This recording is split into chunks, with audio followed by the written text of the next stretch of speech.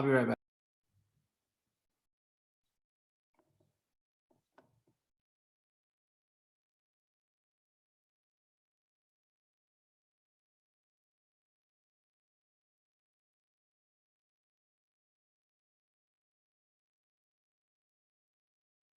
Hello, everyone. Welcome to today's webinar. This is our fourth day in African American Student Success Week. We will be beginning shortly. Please bear with us. And we're going to wait for a few more of our participants to get onto the Zoom webinar.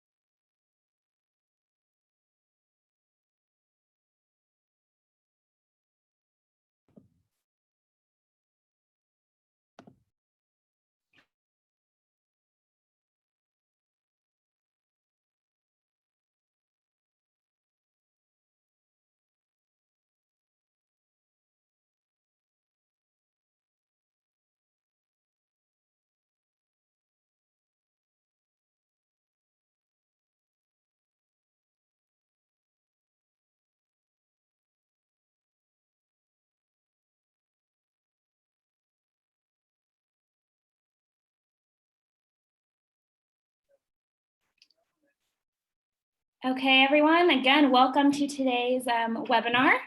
We are excited to get started. We're going to get started with an opening video from one of our students throughout the system, and then we'll hand it over to our moderator.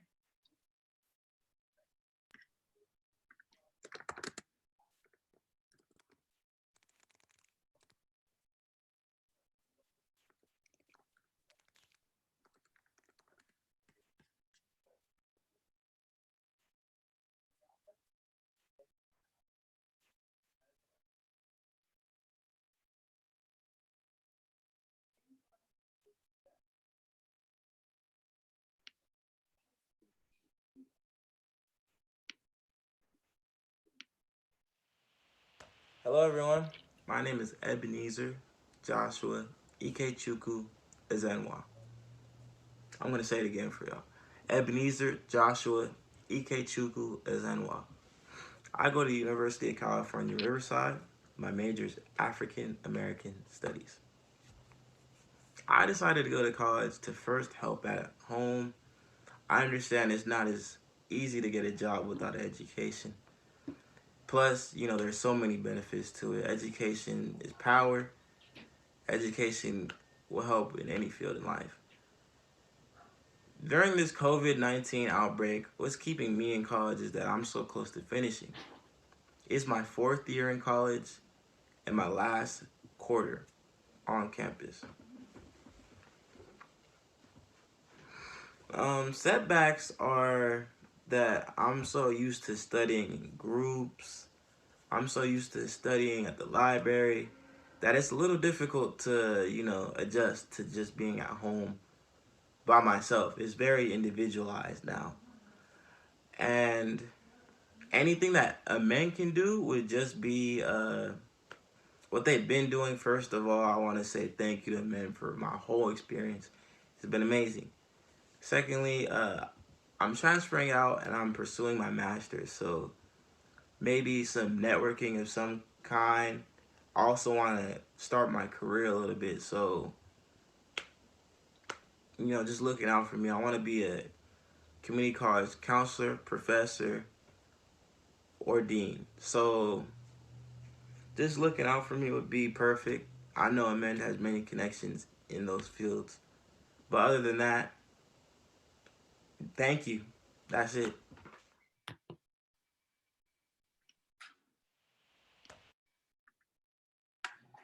Good Hello, everyone. afternoon.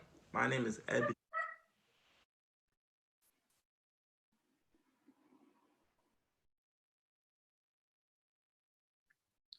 Good afternoon, everyone, and welcome to day 4 and episode 4 of African American Student Success Week. Today is much different than the previous days. We're here to engage you and answer your questions. We have a star-studded lineup of some of the most dynamic and innovative folks in our system. Dr. Shawn Harper from US, he's the Provost Professor at the Rothschild School of Education and the Marshall School of Business.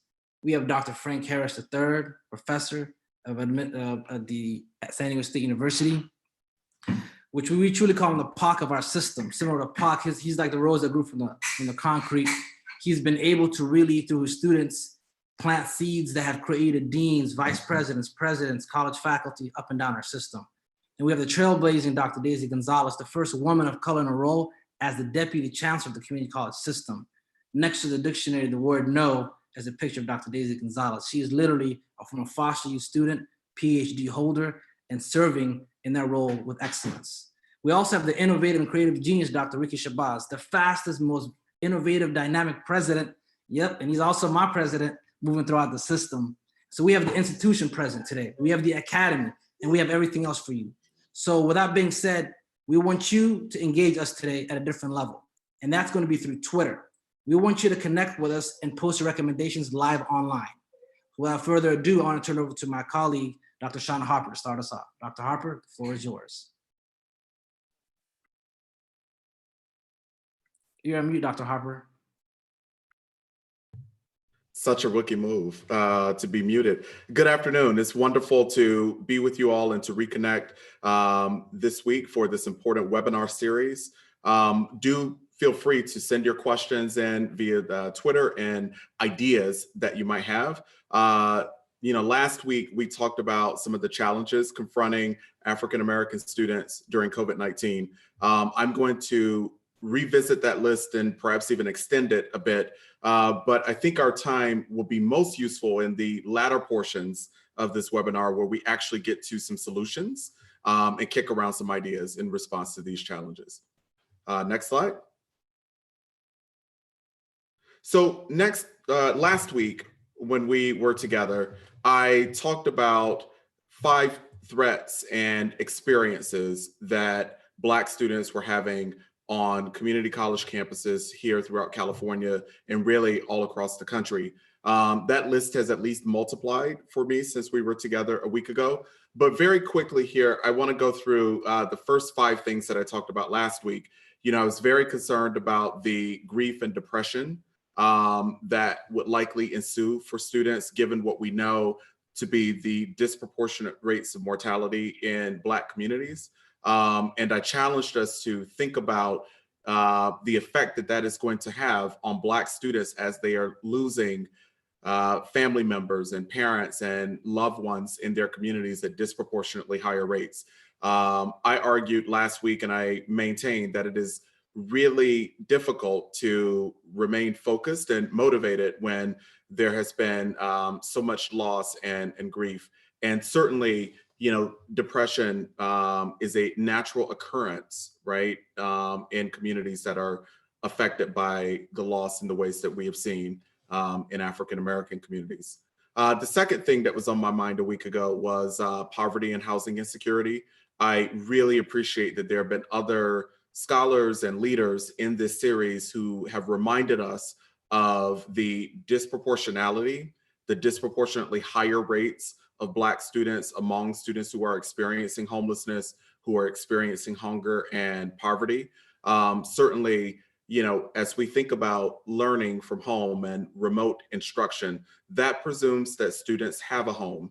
And one of the things that we know from Sarah Goldberg-Robb's research, from the really wonderful research that Frank Harris and Luke Wood do, is that,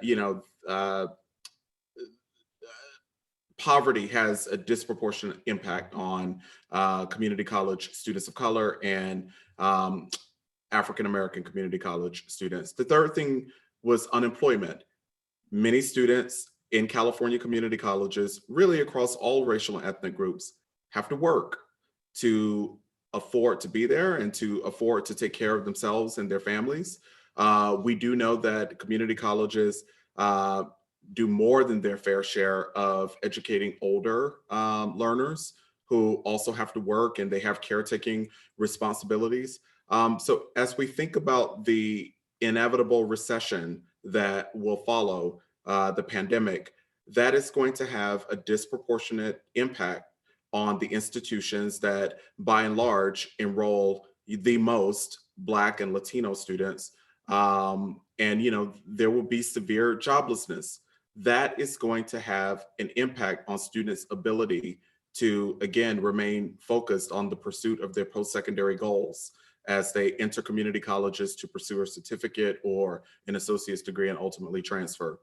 A third thing that I was thinking about last week, and I've certainly thought a bit more deeply about it since then, was what is happening instructionally. So I am a professor and I had to move very abruptly to move my course online. 2/3 of the semester had already occurred in person, and I had to, without very much advance notice, adapt to online learning, right? What I'm thinking about here is one of the things that we know has been a perennial issue in higher education at community colleges and four-year institutions alike is that the curriculum tends to not reflect the cultural histories, the cultural identities, and the things that are culturally important to African American students. And what we also know is that very few college instructors know how to teach in culturally affirming ways that actually affirm the ways that African American students learn. Just imagine, right, those perennial issues being now exacerbated by a rapid move to instruction online with people who haven't had training in those kinds of instructional pedagogies and that kind of platform. It is only going to make bad teaching worse. And I am arguing with actually lots of evidence that impact is going to be especially devastating for African American students who were already, again, not feeling affirmed, not feeling represented in the curriculum, so on and so forth. One other thing that I've since thought about last week that you see here in red is classroom disengagement for sure is going to be a byproduct of all of these things that are happening in the curriculum and instruction. We know that students who are highly engaged, both inside and outside of the classroom, are likeliest to perform well academically. They're likeliest to persist from quarter to quarter or semester to semester. And ultimately, they're likely to graduate or transfer. Just imagine if you are one of these African American students who, again, isn't having your identity affirmed in the curriculum. Your professor isn't teaching in ways that excite you culturally or respond to your cultural interests. Plus, your instructor doesn't know what she or he is doing in this new virtual format for which none of us had any practice. That for sure is very likely going to result in disengagement. Students not wanting to be there, students not feeling enthusiastic, not really being tuned in. Again, that is going to have, I think, a especially devastating impact on Black students. The fifth thing that I was thinking about a week ago was higher education for incarcerated persons and the really important relationships that community colleges have with community centers and community serving organizations to provide post-secondary opportunity to persons who are either currently incarcerated or folks who were formerly incarcerated. There are two things that I urged us to think about. One is that there have been these horrifying exposés of the negligence with which prisons and jails are treating COVID-19 and how there have been, increased rates of infection in those places of incarceration. We know for sure that it is African American women and men who are disproportionately represented in prisons and jails, right? So the rates of infection and ultimately the rates of death are going to be especially devastating for Black incarcerated persons. But the second thing is, if you are relying on your local community college and its partnerships with local community centers, and you can't get to those centers right now because we're all sheltering in place, that means that your post-secondary opportunity is now limited. And again, we know that it is African Americans who are more represented. So that's just a very quick summary of what I talked about when we last gathered last week. But there are 5 additional things that have since been on my mind that I think are serious threats to Black student success. So we're spending this whole week and hopefully beyond, really thinking about Black student success in California community colleges. So I think it's important for us in this moment of pandemic to think about the first 5 things, and then here are 5 additional things. My research, especially in New York City, I did this study of Black and Latino men. It was a qualitative study involving interviews with 415 Black and Latino boys and young men who were enrolled in college across New York City. One of the things that I discovered in doing that work, my research team and I, was that many of the men, especially the Black men, who enrolled in their local community college had actually never visited their local community college. They showed up when it was time to register. Now, to be sure, these young men had in fact gone on college tours, throughout their state and perhaps even in different regions of the country. Some of them had gone on tours of HBCUs throughout the South, but yet they had actually never been to the community college that was 5 or 6 blocks away from their home, the place that ultimately became their post-secondary destination. And those young men talked with me about how they didn't realize the culture and the expectations. They didn't realize where the resources were at their local community colleges. So that now has me wondering, given that campuses are now closed, those who have made the determination at this point that a California community college will be their post-secondary destination this fall will likely show up there this fall, not having been onto one of our campuses.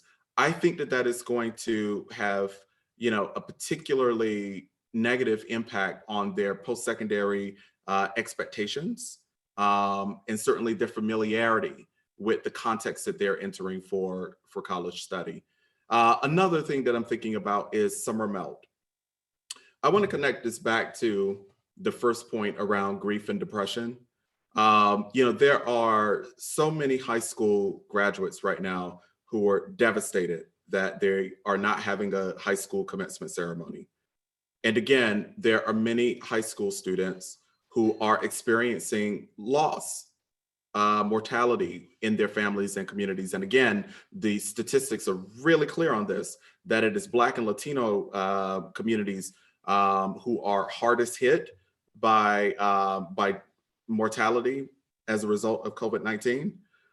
My sense is, and I have a real serious fear here, that many students are not going to be motivated to enroll in college this fall because of the residual grief and depression, and because there tends to be a lack of access to counseling and mental wellness resources in predominantly Black communities. I'm afraid that many young people who were very excited about higher education, even as recently as a month ago, will likely lose that enthusiasm. Even if they've been admitted to community colleges, I'm afraid that we're going to lose many of them this summer, again, as the emotional toll of COVID-19 continues to be a thing that they're grappling with. 3 more. My research for years has made very clear that early start programs and summer bridge programs are absolutely key to facilitating an actual bridge from K-12 into higher education. We know that those programs are so important. Given that our future right now is so uncertain, when I say our future, I mean the future of when are we actually going to return to our campuses?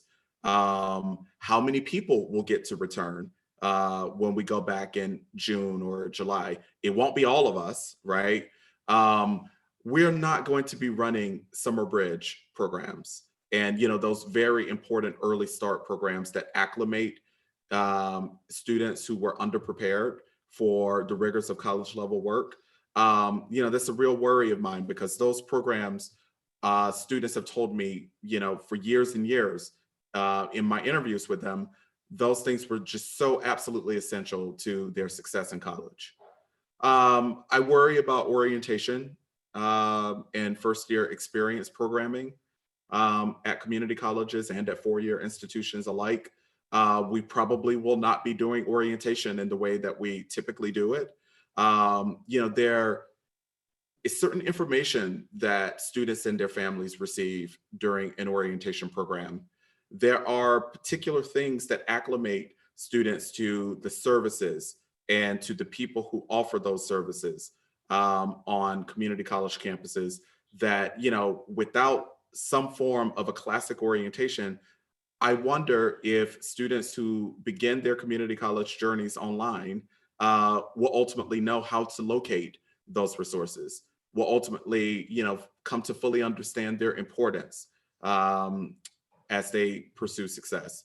The last thing that I'm thinking about here is out of class disengagement. I talked earlier about engagement in the classroom, but we know that students begin to form their habits within the first 6 weeks of college. Within the first 6 weeks, they make determinations about, clubs and organizations and activities that they're going to be a part of. Those are not necessarily, drawn in permanent marker. And, some students decide perhaps a bit later rather.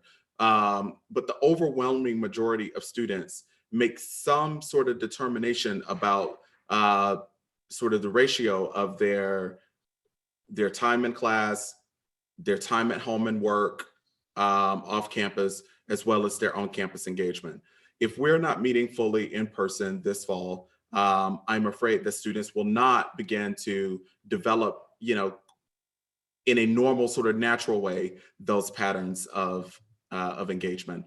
So those are 10 things that I'm really worried about. I'm looking forward to a conversation with the reactors and the other panelists and all of you who are engaged on Twitter as we think about solutions and approaches that we might take to minimize the devastating impact of these threats and experiences on Black students.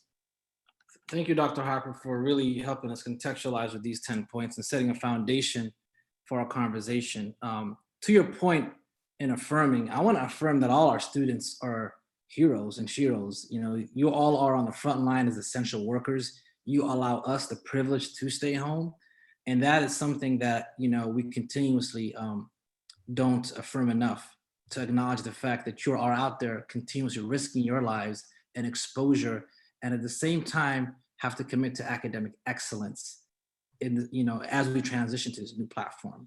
So with that being said, I want to tap in my colleague, Professor Eric Handy, to engage you all on Twitter. What's your thoughts, reactions to the 10 points that Dr. Shawn Harper just laid out for us? What's on your minds? And so with that being said, Professor Handy, the floor is yours. Thank you, Dr. Bull, for that intro. And thank you, Dr. Harper, for giving us that extensive list of 10 threats and experiences that students face. And as we begin to think about how we can augment these threats that students face, I think it's important that we hear how students are feeling. So I have a couple tweets that we got from our hashtag Black Student Success, hashtag Black Student Success Week. Please continue the conversation on Twitter for the conversation. We have @TinyCoach on Twitter says, "This is such a challenging time for our students. COVID-19 has so many students disillusioned and lost. Every one of our Black students deserve a call of encouragement and support from whoever leads equity or diversity initiatives on campus. This is so critical." We have the next comment coming from @OneFlyGuyUp. "We got to support each other through this pandemic." And the last I want to share with you is from a student @Kenneth_Finley. He says, "Corona has made my education pursuit feel oppressive, and I have all but checked out." So it's important that we understand that how this is impacting students, not only from a research level, but also from a real humanistic feeling level. And please continue the conversation on Twitter, hashtag Black Student Success, hashtag Black Student Success Week, and we might read your comment, question, statement out during this webinar. Back to you, Dr. Bull. Thank you, Professor Handy, and continue to engage that. One of the lived realities, as Dr. Harper mentioned, we just heard from live. That was a thought on his mind, and there was a student live tweeting that they don't feel that. Another reality is, and I apologize, actually I don't apologize, my daughter came in an introduction, and so that was a bit choppy, and that's the lived reality. Many of us are Zooming from the privacy of our homes, so if she comes in, I'll just let her know she'll be on live stream YouTube. We want to turn it over to the system, the academy, the institution are all present. We have top researchers, Dr. Frank Harris, Dr. Shawn Harper, and we have the system present, Dr. Daisy Gonzalez, as well as the institution, Dr. Ricky Shabazz can talk about from a campus institutional level. So when you talk about systemic change, institutional change, academic reform, if you want to create revolutionary practices and have these revolutionary recommendations, we have stakeholders at this level to answer your questions. So please go to that hashtag and continue to ask those questions. So the first question goes to Dr. Daisy Gonzalez, the Trailblazing Deputy Chancellor. And that is, what are some of the ways that the Chancellor's Office is explicitly helping students during COVID-19? More explicitly, how are you assisting Black students? Dr. Gonzalez. Thank you, Dr. Bull. Our focus has really been around three key areas that are related to our authority within our education code. The first is focusing on regulatory flexibility. The second thing is infusing resources into our system. And the third is advocacy. But before I head there, I want to explain sort of our mentality and our thinking at the system office as we head into those three areas. It's really important to acknowledge that you have been using these webinars to do a call to action. 3% of African American students in our system transfer in 2 years. That is a crisis. Even before COVID-19, our African American students were living in a crisis. So when we think about what it means to operate under this emergency, under this crisis, we need to deeply understand that the reality that our African American students have been living is a reality that has only been heightened by this emergency, meaning it's not a new reality living under crisis. If anything, it's only a brand new nightmare. So that's the mentality that we are entering into these when we think about resources, flexibility, and advocacy, and certainly for African American students in our system. In terms of flexibility, we have been focusing on three key things that specifically relate to helping our students. One is focusing on grading flexibility. So even before we could take our education to an online environment, we knew that many of our students were going to choose to drop out because they would feel like their educational attainment would be endangered if they couldn't complete their education, or if they, for lack of technology, couldn't continue their education, or even hotspots, right? So even if we could transfer it, many barriers. So grading flexibility and working with our partners to recognize pass, no pass was critical. And I think one of the first things that we did was to release guidance that gave us the leverage to bring folks to the table. It has now been recognized, but it also doesn't mean that it's the right thing for all students. That is still a local level decision, and it is still the student's decision. But our focus has been in creating the flexibility that our leaders need in order to do everything they can at the local level and at the district level.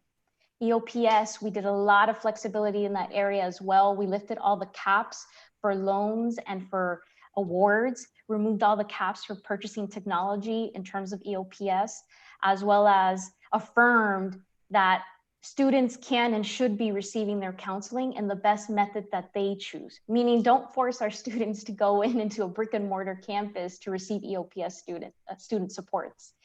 And then CalWorks, as we know, over 42% of our African American students have at least one dependent. With CalWorks, that specific statewide program dependent on a partnership with other state agencies, that guidance that was released by our office affirmed that our students can continue to get their benefits even if they can't go to work. So flexibility has been key in terms of new resources.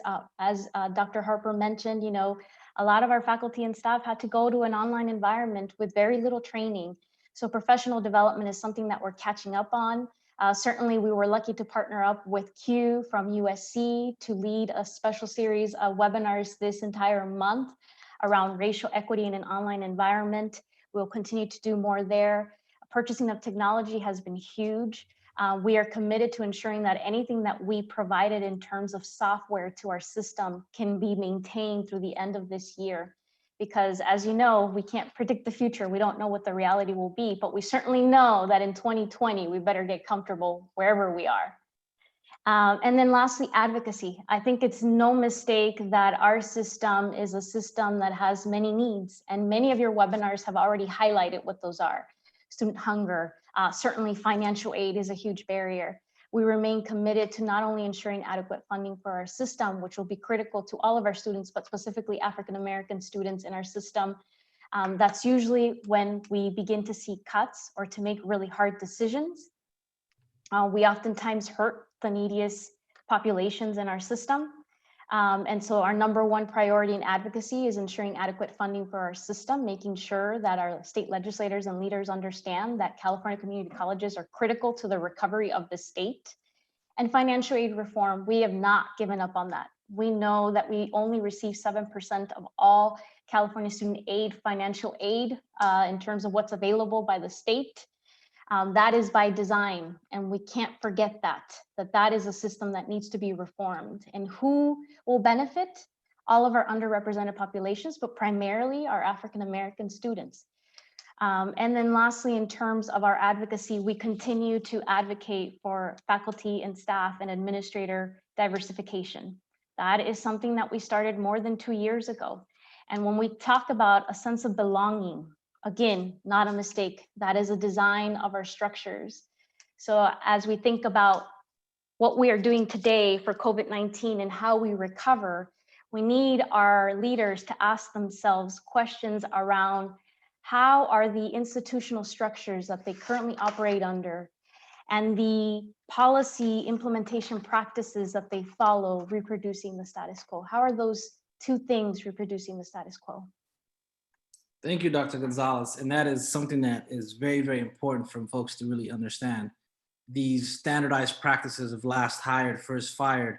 Well, if the faculty of color are your last hired, how is that a practice that is sustaining equity and racial equity, right? So Dr. Gonzalez is really calling us to racial consciousness here.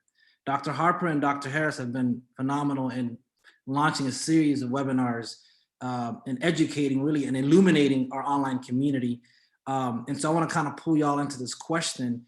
As we witness some of the glaring statistics like New Orleans and Chicago witnessing African Americans being 30% of the population, but 70, 80% of the deaths because of the structural inequities and the underpreparedness of historical racism. We also are witnessing something similar, but not as deathly in the transition to online in terms of technology and resources. What have you heard, Dr. Harris first and then Dr. Harper, in terms of the feedback from your research and your conversations you've been having with faculty, staff, and administrators? Thank you, Dr. Bull. And before I respond to the question, I want to first just acknowledge and thank you all for the opportunity to serve on this in this discussion. And I'm excited to be a part of this panel with 4 colleagues with whom I have tremendous respect and appreciation. So thank you all. In terms of feedback and best practices, I would say this. This is a very, very challenging time. I think Dr. Harper did an outstanding job of highlighting the many challenges that we're facing with regard to COVID-19 and its impact on Black students and Black communities. But I also want to remind us that we have some things working in our favor, and we have some things that we can leverage during this critical time. So for starters, I am grateful for the leadership that we have at the Chancellor's Office, starting with Chancellor Oakley and the Vision for Success, and of course, Dr. Gonzalez. If we had different leadership, we may be further behind, and we may not be as prepared, even though we feel incredibly unprepared in many respects.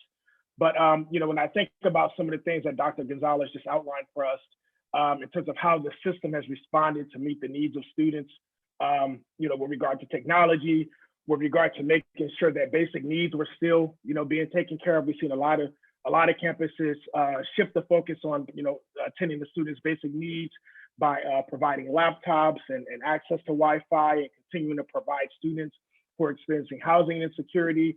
There's still some things that have had to shift. It may not be delivered in a way that they were in person, but those things are still happening.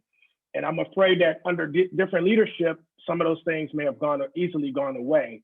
And I also think we have to be mindful of some of the leadership that we have at, with regard to districts and campuses. I mean, there's 3 incredible presidents who've been involved in this series for the last week. So, Dr. Shabazz, who's a part of this particular panel, and also have to think about Dr. Curry, who's been heavily involved, as well as Dr. Luster. I mean, we have leadership at the presidential level that is truly equity-minded leadership that has bought into this idea and that lead very much from an equity-minded perspective. I think we have that to be grateful for as well. And then also, to my last point in this regard, when we look at where we are as a system, as a California community college system, our capacity to act and work in equity-minded and institutionally responsive ways is far greater now than it was, say, a decade ago.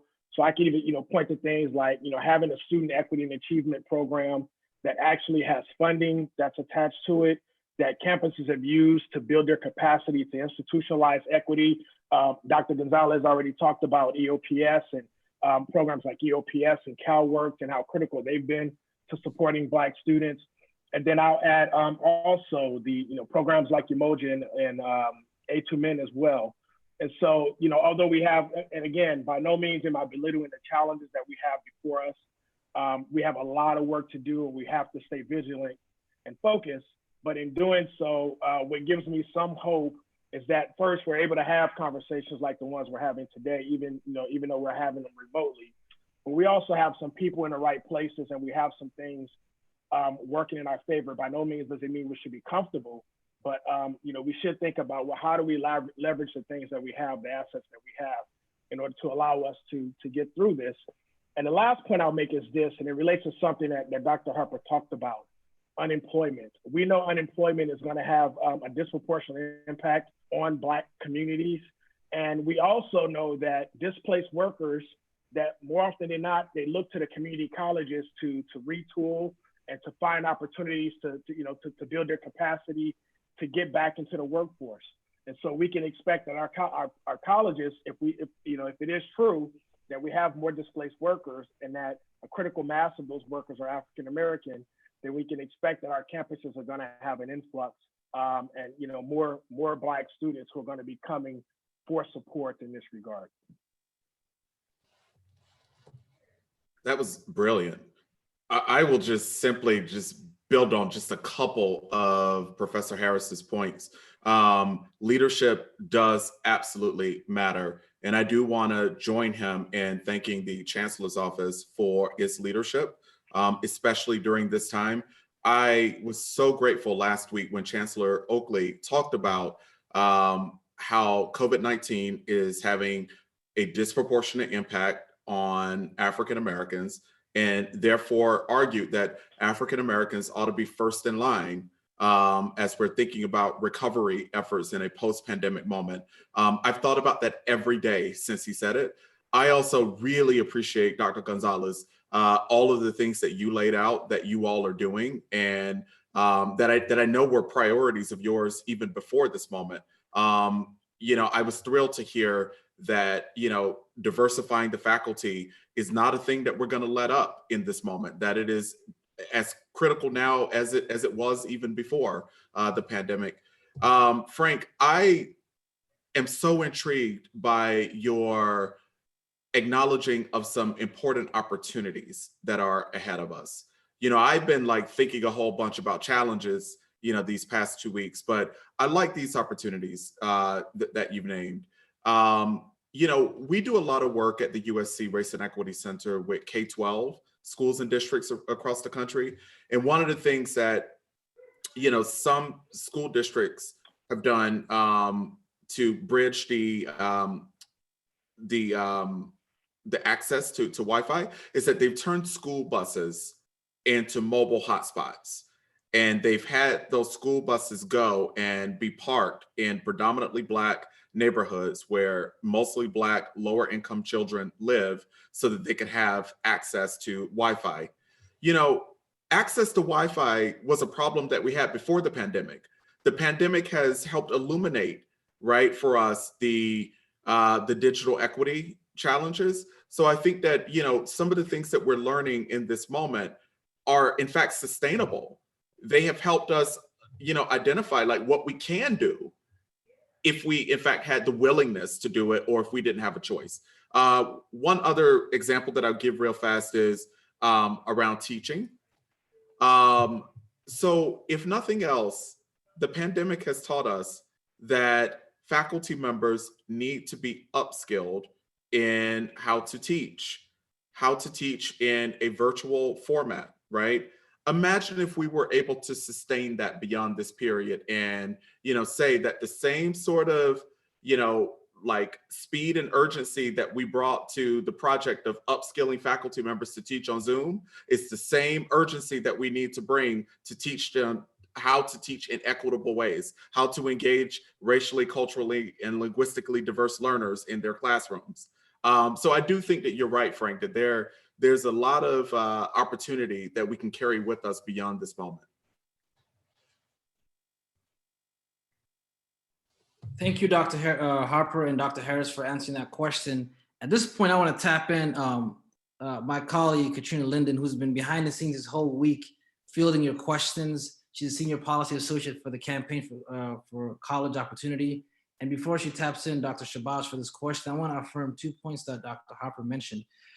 The technology is important, but the resources for that technology is as equally as important. So if kids have Chromebooks, but they don't have Microsoft Word or Office, they told us like having peanut butter with no bread, right? So it's important for us faculty also, and us who have some type of privilege, to download all types of documents. I've seen horror stories of faculty. I can't upload because I don't have Adobe. Well, you download Adobe because you have the resources and capacity and the funding.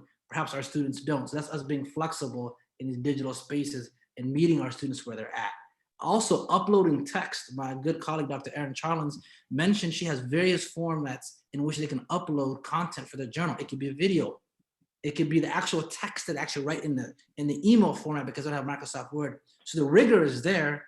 The APA, the MLA format, all that is there, but just the format delivery is feasible to our students' needs. So be flexible in that regard.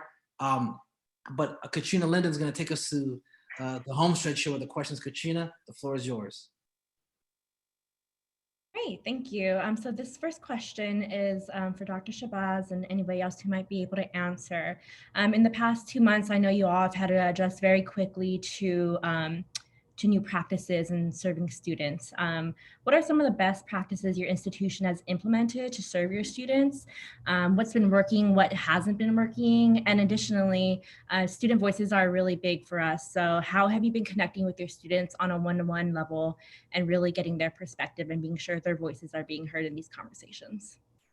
Great, thank you for the opportunity. And man, I've been sitting on the sidelines waiting to get in. Everybody has added so much to this discussion, and really I want to talk about teaching, but I'm going to come back to that because Dr. Harper and Dr. Harris and Dr. Gonzalez are spot on.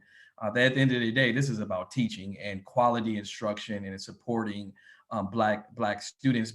And in saying so, I've been so proud of my college, San Diego City College, and others, but I'm a little biased. I'm going to talk a little bit about City College, that our wonderful counselors immediately went into social media platforms and start doing and hosting chat sessions and info sessions and meetings with students in a very similar way that we're doing today.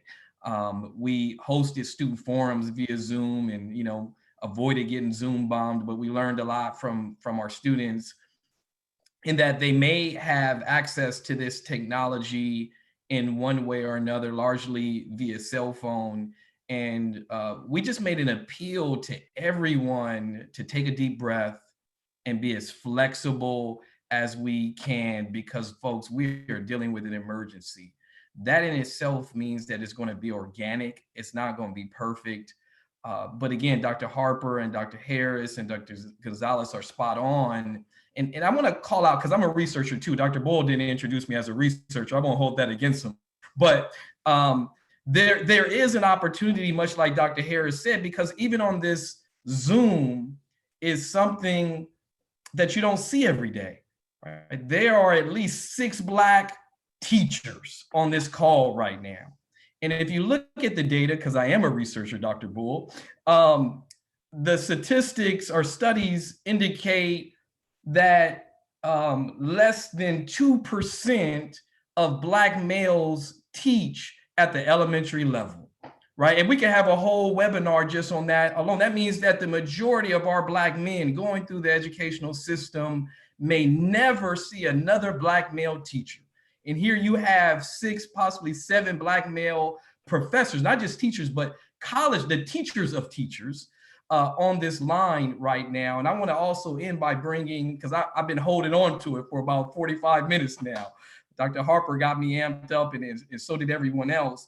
And that is this notion of integration. And I'm not saying that integration was a bad thing. So let me get that out. I'm not saying that integration was a bad thing. But statistically, you can pinpoint the decline of the Black teacher to integration, right? And we could have a whole Zoom webinar on that subject alone, because our students do need motivation. And being a researcher, Gallup says that the single most predictor of student success is hope. And we know that you're more likely to instill hope in a student if you come from a similar background. So post integration, many teachers go into communities and they go back into their own communities. Pre-integration, those Black teachers, guess where they lived? They lived in the same community as those students who attended those schools. And I'm gonna stop right there because I could go on a whole nother tangent. But there's a lot to unpack around this notion of teaching and education and learning. But there is, I agree with Dr. Harris, a lot of innovative work going on right now in support of students during the coronavirus. That's so great. And yes, flexibility is one of the big things we're all being told to have right now. So I think you answered some of the other questions I had just around how do we serve students in the most thoughtful and sensitive way possible. But this is a question maybe all panelists could answer as educators and folks who work very closely with students. How can faculty and counselors, for many of our community college students, this is our first time transitioning to an online education platform. For many of them, they've never had an online class, never had to do that digital learning. What tips do you have for staying motivated as a student during this time, especially as students face so many unique needs? Many of them are working from home, maybe lack resources, and also just that motivation I know we all are feeling when we're working from home and maybe the lack thereof. Yeah, I appreciate this question. I have a pretty strong philosophical stance in response to it, right? I think that the onus for keeping students inspired and motivated ought to be on the instructors, not on the students. Now, sure, students should meet their instructors halfway at least, right? But I think that faculty members can't just get in front of their webcam and just like talk endlessly for an entire class session and expect students to somehow find a way to be inspired, right? We have to teach faculty members how to employ a range of new, creative, engaging methodologies, making use of breakout rooms, for example, calling on students in ways that perhaps you would not have called on them, if they were in a classroom, right?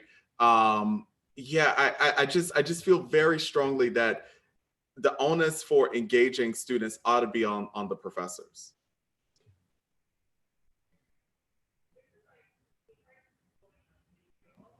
Great. Anyone else? I think that is a great summary. All right. I think I am passing it over to Eric now to provide some more feedback from the field. Thank you, Katrina, for that. And special shout out to the researcher and president, Dr. Ricky Shabazz. Thank you. We want to just We want to just highlight some more comments from students, faculty, and practitioners in the field with recommendations about how you can support students during COVID pre and post. We have one from Rashida Crutch, who says, we're continuing to build a fully aware village addressing basic needs. I think that's very critical. Also critical comes regarding basic needs, a recommendation comes from Kinley Newfield, where they put, you need to learn how to access basic needs in your syllabus. So students need to know how to access their basic needs in the syllabus. A lot of times students just see the syllabus and there's really no information to help them get through not just the class, but through the education process. We have another comment coming from _savvy. By hiring Black folks and creating programs that address the unique needs of Black students, that is how we help support our students through COVID pre and post. I really like that comment because as Dr. Shawn Harper made a mention that the deficiencies have been happening all along. So it's not that COVID came and all of a sudden Black students are at the bottom of the totem pole. This has been there all along. So we really need to be thinking about how we address these concerns post-COVID. And then lastly, I want to read this comment from @FitRealEstateA1. They talk about, we provide mentorship and various wraparound services. And we just held 2 online math experiences and got great feedback from students. So yes, there is a way out and there is sun at the end of the light, at the end of the tunnel, but we have to be diligent and we have to be intentional about how we address this crisis. Dr. Bull, back to you. I'm gonna kick it over to Katrina. She's got a few more questions that she wants to ask the panelists. Dr. Bull, could I jump in? Absolutely. The researcher may jump in for sure. And that's because the comments from Twitter like hit on a couple of things that I didn't get to, and that is nationally only about 6% of college faculty are Black, whereas approximately 14% of the students attending a college, university, community college are Black. And it is so important to be intentional about hiring Black faculty and staff so that those students have role models and people who understand their conditions, their plight, and the like. And so I'm so happy to echo my colleague's sentiment that our state chancellor and our deputy chancellor has made that a priority, as well as our academic senate, state academic senate, that hiring diverse faculty in every sense of the word is a priority so that our students have role models who can instill help in them. I just wanted to get that piece out there. And as we're on that, I want to acknowledge, and it's not to get any overload or anything like that, but Dr. Shabazz is an example of that at our institution.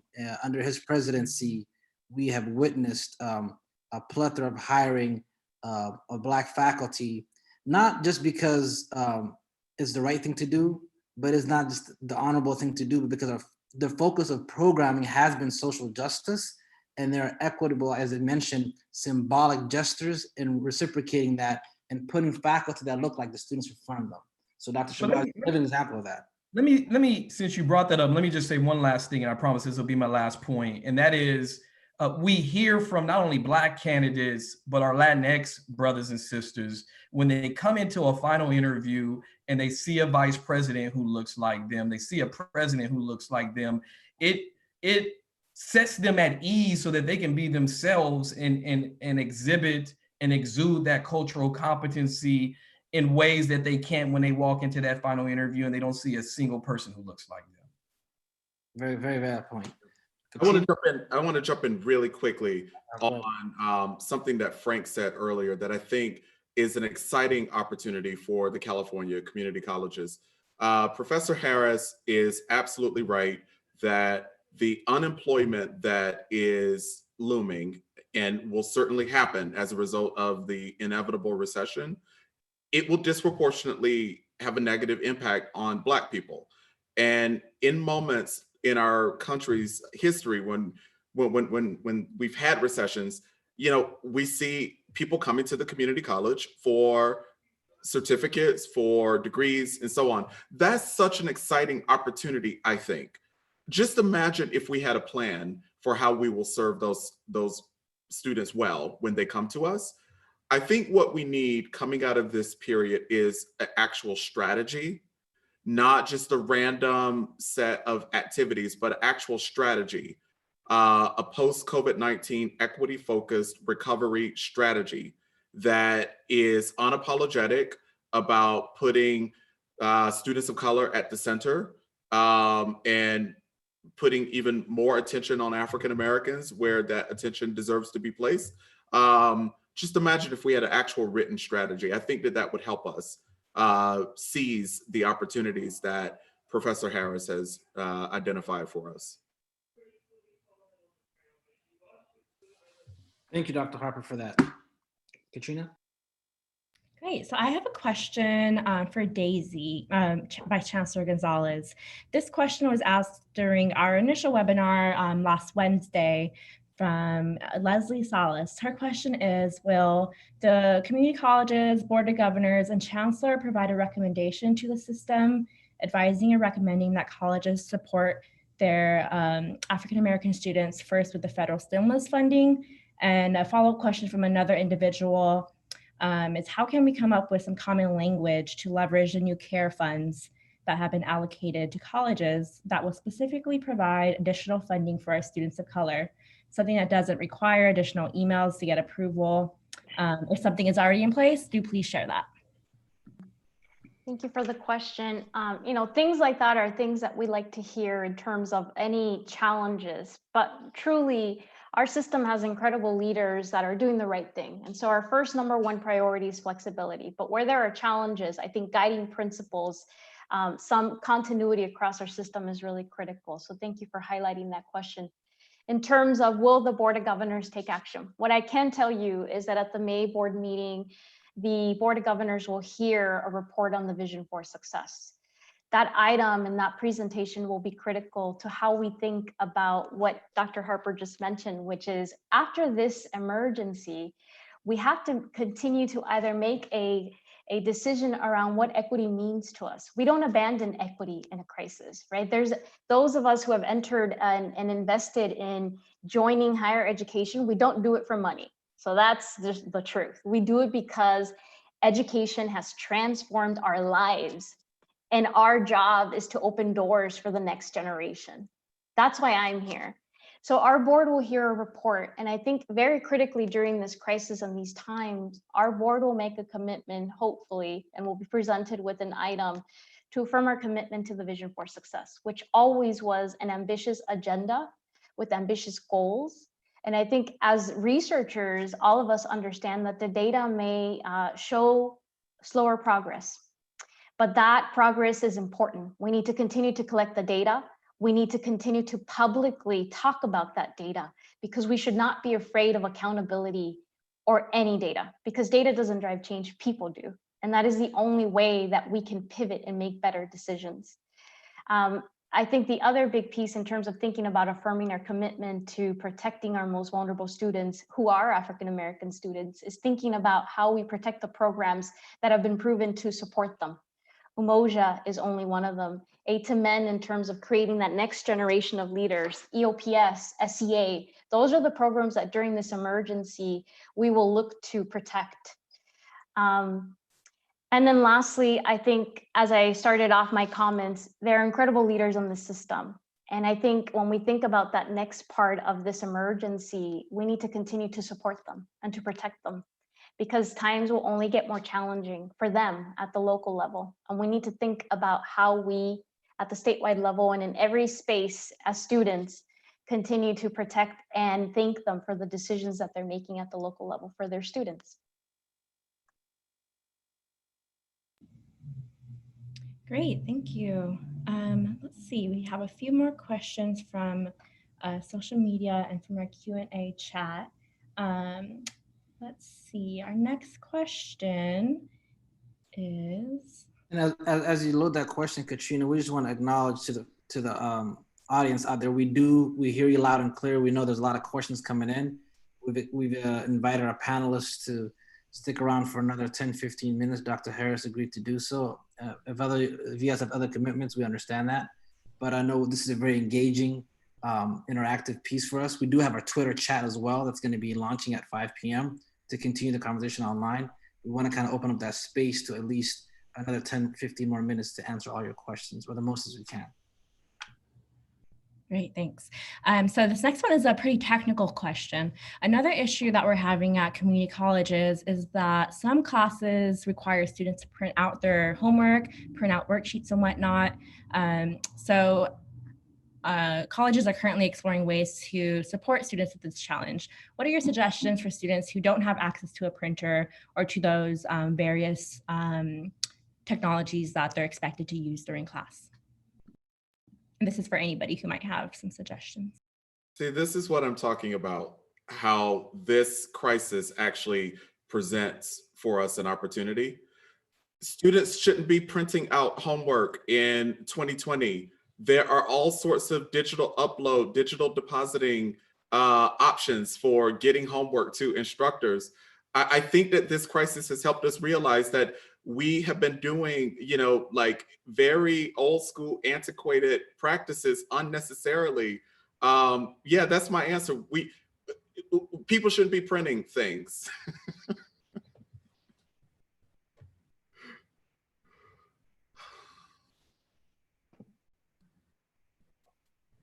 Thank you. I think you answered for everybody. Final question from Elliot Coney. How do panelists foresee potential budget restrictions and workforce reductions affecting the ability to serve Black students and moving forward in the next year? I can try to respond to this. I think it's going to be a real challenge. We know that the entire state is going to have to make some difficult decisions around budget reductions and so forth. But this is where I go back to a comment made earlier. The fact that we have leadership that prioritizes equity, that recognizes the importance of everything that we've been talking about all week, for that matter, I think gives me a sense of comfort that I wouldn't necessarily have without the leadership that we have in place. And so, I echo Dr. Harper's point about having some sort of strategy and an intentional plan around making sure that we still continue to move these efforts forward, that we don't allow the current crisis and the recession and the things that we know are inevitable that follows to take our focus off of what's important for these students. And that's my first response to that. Yeah, if I could follow that up, Dr. Harris, I agree completely. And I would say this: those who made excuses about serving Black students when we had resources will continue to make excuses about serving Black students when we don't. I talked about pre-integration. When you go study that history, folks may have been in a building in the back of a church. They may have been teaching on the line. Our collective wisdom should allow us to be able to continue students, whether we have all the financial resources that we require. I mean, we need resources, don't get me wrong, but I don't want to use that as an excuse to serve the most disproportionately impacted students, which are in fact Black students. And I'll go back to my initial point around there are already leaders doing the right thing. And even in a crisis, we have to remember that budgets are statements of values, right? Budgets are statements of values. And the only thing that means is that we need to double down on supporting those leaders who are willing to put their lives out there and their careers on the line to do the right thing. Thank you. My final question before I pass this back to Dr. Bull, the policy-minded side of me wants to ask if advocates and students were to go to their legislators and make one ask as we deal with all of this COVID pandemic, what would that ask be? What is the most urgent and pressing need that we need to ask our legislators for as we return in the coming weeks? And that's open to anybody. Oh, can I do that? I'm burning. And to quote the great Dr. Ed Bush, it is and this is my word phrasing his quote, it is a travesty that our state funds the California community colleges at the rate that they do, given we serve 100% of the people who apply. We have the most enrolled Black students of any system of education in the world, or shall I say in the United States.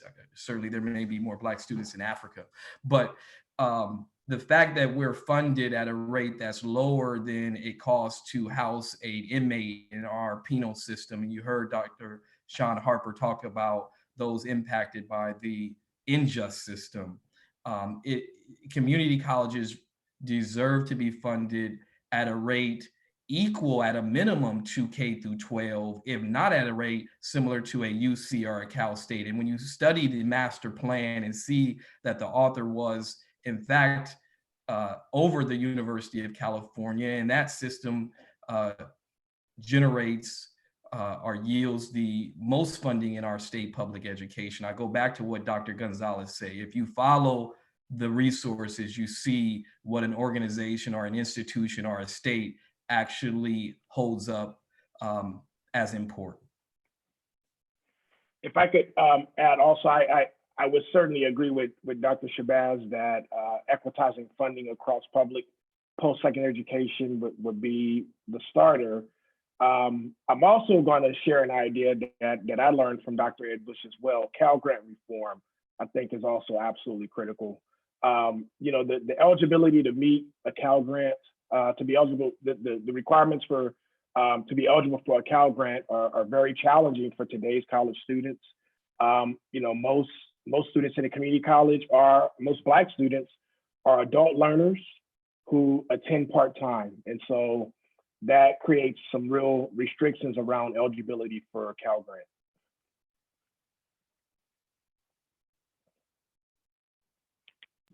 Well, I'm glad I agree with all of you, because I was going to say total cost of attendance, and that is Cal Grant reform. The reality is that any state leader that wants to support African-American students needs to tackle financial aid reform today, not tomorrow.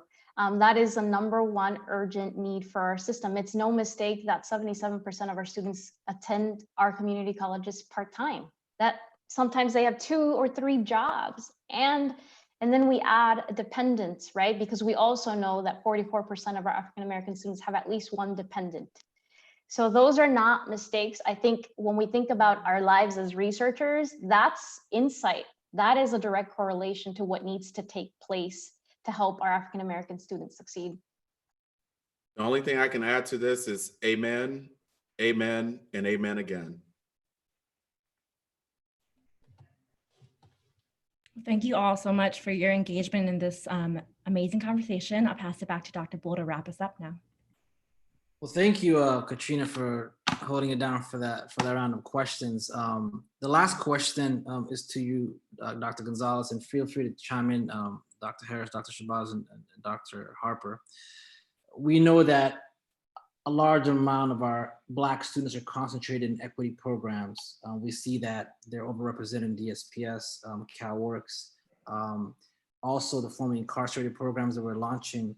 What efforts have you all witnessed to support these students in these type of initiatives post-COVID-19?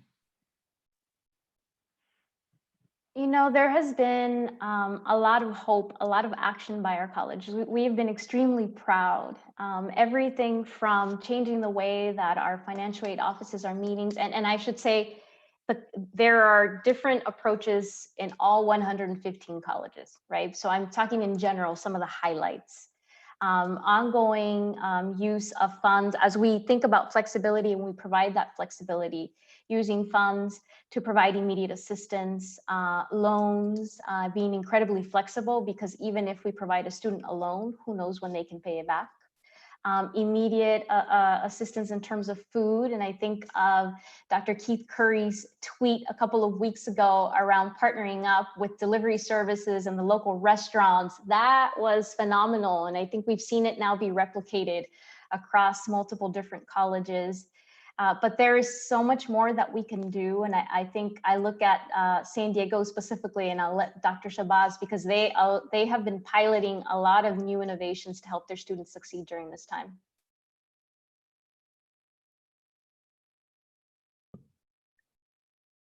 Yeah, I'm just so fortunate to work at a college with amazing people who I would hang out with, whether I was the president or not, and our wonderful counselors, led by Dr. Bull, Dr. Charlins, and certainly many others, really just utilize platforms that we're all using. All of us are on social media. We know that is the way, frankly, the best way, one of the best ways to communicate with our students, as my 10-year-old taught me TikTok the other day. So we're just willing to push the envelope to communicate with students in the form that they are most likely to use. And so I commend the great faculty and classified professionals, managers at San Diego City College, that they're willing to push the envelope to serve students. Like, to quote Dr. Lester from Mesa, I mean, we're just all in for students. We're willing to go wherever they are, do whatever they need,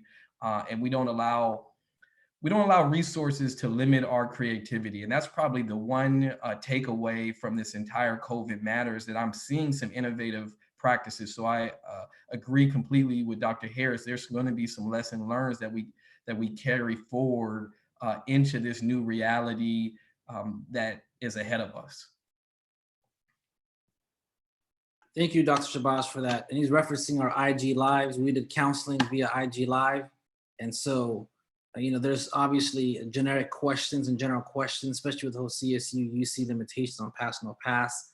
And so we were able to get a lot of our faculty to partake in that. And so engaging social media, meeting our students where they're at. I just want to commend Dr. Harper, Dr. Harris, Dr. Shabazz, Dr. Gonzalez for providing us really an executive, institutional, systemic, research, academic, but tangible takeaways. Sometimes we have a tough way to take theory to practice, right? Moving from theoretical to action. And you guys have done such a phenomenal job of really dissecting tangible takeaways for us as an audience to really implement. I also want to thank my co-host Katrina Linden from the campaign, as well as Professor Handy, for really engaging the audience, and you all as the panelists, really responding to these questions in a very diligent, deep, thoughtful manner. Tomorrow, the conversation continues. Ladies and gentlemen, brothers and sisters, we're in this all together. We're having African American Student Success Week, but as we know, with Black History Month, it doesn't stop right there. This is a year on, forever. We don't get to clock in. Our Blackness, it doesn't get to clock in and clock out. It follows wherever we go. Our identities are salient to us, just like it is to our students. So we want y'all to continue the conversation tomorrow. We're going to hear from the most important facet of our institution, that is our students, our why. Dr. Harris and Dr. Wood did such a phenomenal job yesterday of making the case why Black student success matters. Dr. Keith Curry, the day before, talked about, with Dr. Ashanti Hands and Rashida Crutchfield, the institutional systemic underpinnings that impact student success. And we heard Dr. Bush call us to a revolutionary change agent being activist. And so we want you to be activists. We don't want you to be passive, ambivalent bystanders. The time for these, archaic ways are gone. They're obsolete. In pandemics, you're either going to be obsolete or you're going to innovate and create, right? So when Dr. Harper talks about printing, these archaic fashions of educating, we've got to let that go. We've got to step into this dynamic creativity that Dr. Harris is pulling us to. So thank you all. Knowledge without action is like a tree that bears no fruit. Knowledge without action is like a tree that bears no fruit. You've been equipped with a lot of knowledge today. It's time for action. Tune in tomorrow. Hear from the students live, the most important voices in our system. Thank you again, and we'll see you on Twitter at 5 o'clock. Have a great day.